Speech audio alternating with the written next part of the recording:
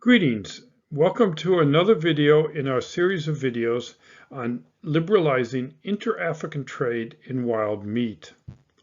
This video series is brought to you by the African Wildlife Economy Institute at Stellenbosch University in South Africa in partnership with the Atlas Network. Thank you for watching. In the last video, I broadly introduced the research and gave an overview of the video series. Today, I'll focus on the specific research aims, intended outcomes, and how that developed into a video series. The detailed information related to this project, including a research report and policy recommendations, can be found at the links provided at the end of this video and all other videos in the series.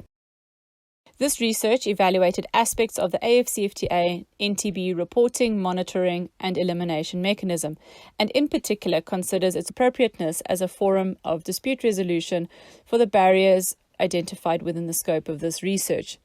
NTBs are non-tariff barriers to trade, and they are often a significant impediment to the liberalisation of international trade. The AfCFTA NTB mechanism is currently in its infancy and is similar in form to the NTB mechanism in place in the SADC region. I get into more detail about the mechanism, its purpose and importance later on in this video and in the series. This research considered the accessibility and effectiveness of the mechanism, its suitability as a forum for the resolution of a variety of NTBs, and makes recommendations for how it can be improved.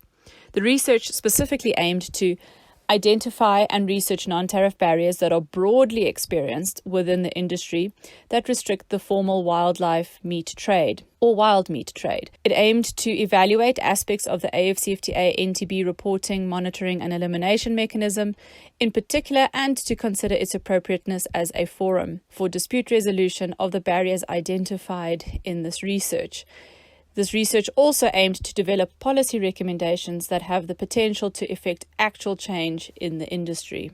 At the beginning of the research, scoping interviews were conducted with parties involved in the wild meat trade. The purpose of this exercise was to ensure the presentation of a research report that remains focused on barriers that are broadly experienced within the industry, allowing for policy recommendations that have the potential to effect actual change within this industry.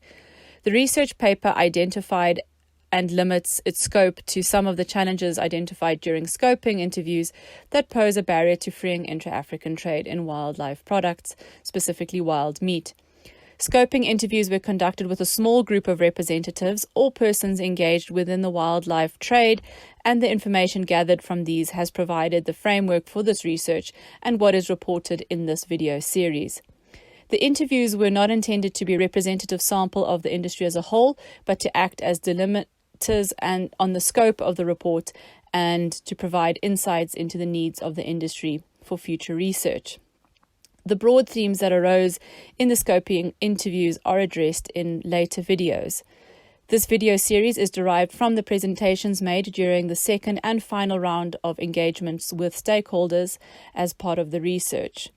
This series is about sharing as much information as possible. Although 3 countries were used in the scoping phase, the recommendations are generalized across AfCFTA members, and I do not go into country-specific detail. An outcome of the research was that the barriers faced by the wild meat industry are not all barriers that the AfCFTA mechanism can reasonably be expected to resolve. The recommendations are split into 2 categories. The first is technical recommendations related to the mechanism itself, and the second is broader recommendations. These are addressed in separate videos.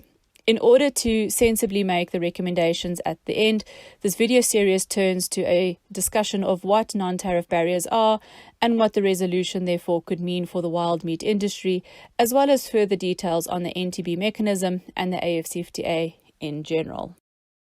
Next up in the series is the African Continental Free Trade Area. This is an exciting opportunity for Africa, and despite being in its infancy, is also an opportunity for the wild meat industry to trade formerly harvested meat with neighbours and other countries in the continent. I'll speak to the origins of the agreement as well as research conducted by other organisations that highlight the possibilities that the free trade area presents the continent. Increasing the trade in wild meat across the African continent is a key research area for the Institute.